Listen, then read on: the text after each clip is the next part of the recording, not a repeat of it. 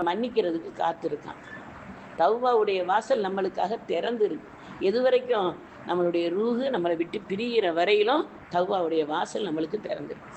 அப்போ அந்த தௌபாவுடைய வாசலில் நம்மளுடைய மன்னிப்பு போய்கிட்டே இருக்கணுமே, வெறுமனை திறந்து வச்சுருக்கக்கூடாதே. அதனால தான் ரசூல் ஸல்லல்லாஹு அலைஹி வஸல்லம் தொழுகை முடித்த உடனே 3 தடவை இஸ்திக்பார் ஓதுங்கிறாங்க.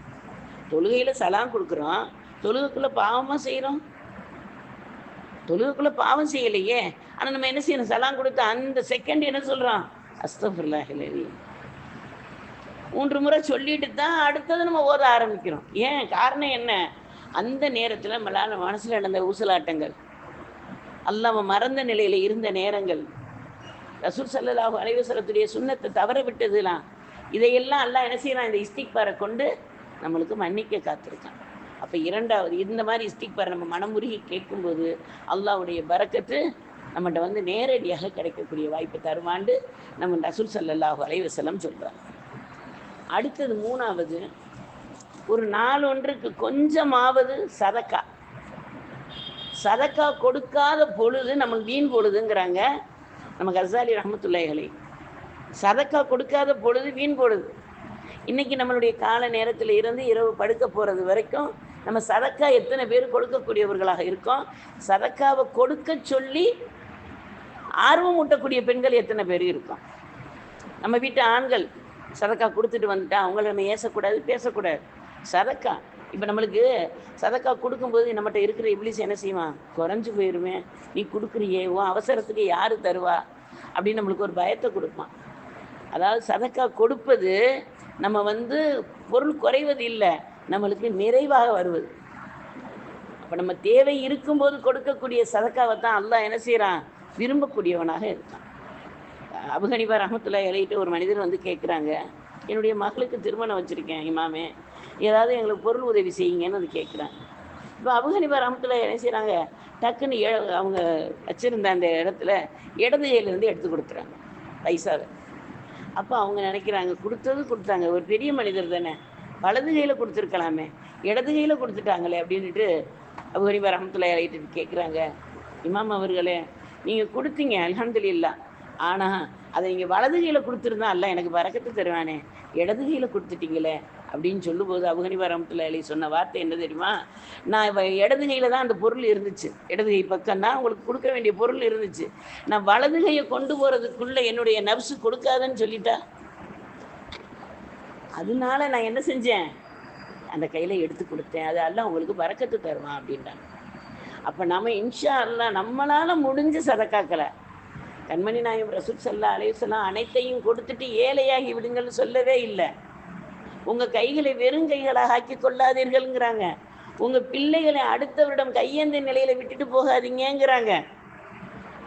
ஆனால் சதக்கா செய்யுங்க, சதக்கா கொடுங்க. அல்லாஹ்வின் பாதையில் ஃபீஸா ஃபீல் இல்லை, சதக்கா கொடுங்க. அது நீங்கள் கொடுக்கக்கூடிய ஒவ்வொரு பைசாவோ உணவோ எதா இருக்கட்டும், அது உங்களுக்கு நன்மையை தேடித்தரும் ரசூல் ஸல்லல்லாஹு அலைஹி வஸல்லம் சொல்கிறாங்க.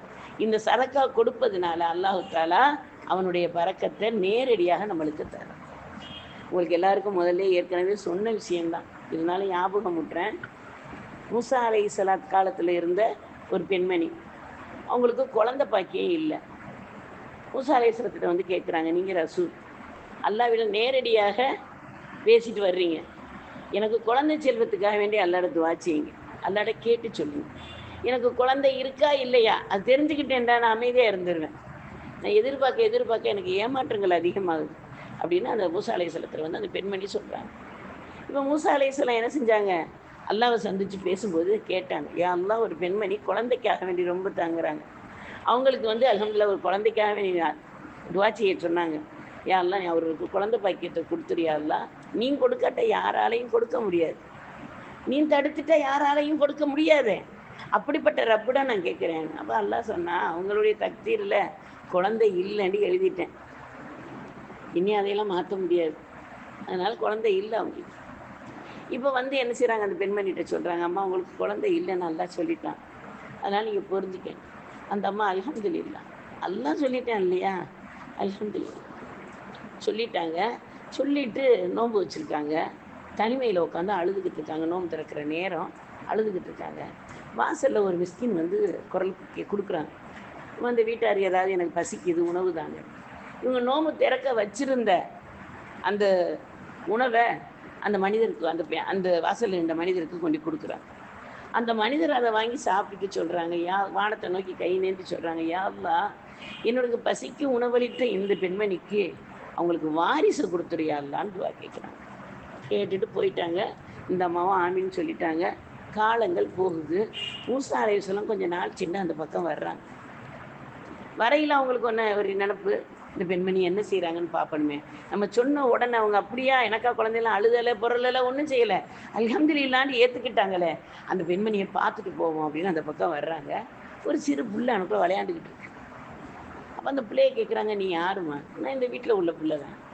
உங்கள் அம்மாவை கூப்பிடு, உங்கள் பாப்பாவை கூப்பிடு. கூப்பிடுறாங்க. இந்த பெண்மணி வர்றாங்க. இப்போ கேட்குறாங்க, யாருடைய குழந்தைம்மா? என்னுடைய குழந்தை அப்படிங்கிறாங்க. அப்போ மூசா அலைஹிஸ்ஸலாத்துக்கு ரொம்ப ஆச்சரியம். அல்லாஹ் தக்தீரில் இல்லைண்டான். இவங்க என்ன செஞ்சுருக்காங்க, இது ஏன் குழந்தைதாங்கிறாங்க. அப்படின்னா அல்லாஹ்ட்ட கேட்டாங்க, யா அல்லாஹ், உன்னுடைய சிஃபத்து தான் என்ன, உன்னுடைய ஆட்சியில் என்ன எவ்வளவோ பரக்கத்துகள் இருக்குது, அதில் இது என்ன பரக்கத்து அப்படின்னு கேட்கும்போது ரப்புல் ஆலமீன் சொன்னால், சதக்கா என்பது தக்தீரையே மாற்றக்கூடியதுன்றான். சுப்ஹானல்லாஹ். அப்போ நாம் எந்த விஷயத்தாக இருந்தாலும், ஒரு உடம்பு முடியலையா, சதக்காவை கொடுத்துட்டு சூரத்துல் ஃபாத்தியாவையும் சலவாத்தையும் ஓதிட்டு நம்ம டாக்டர்கிட்ட போனோம்டா, 1000 ரூபா செலவு நம்மளுக்கு 500 ரூபாயை எல்லாம் குறைச்சி கொடுக்கும். சதக்காவை கொண்டு நம்ம இன்ஷா அல்லாஹ் எத்தனையோ காரியங்கள் வெற்றி அடையலாம்.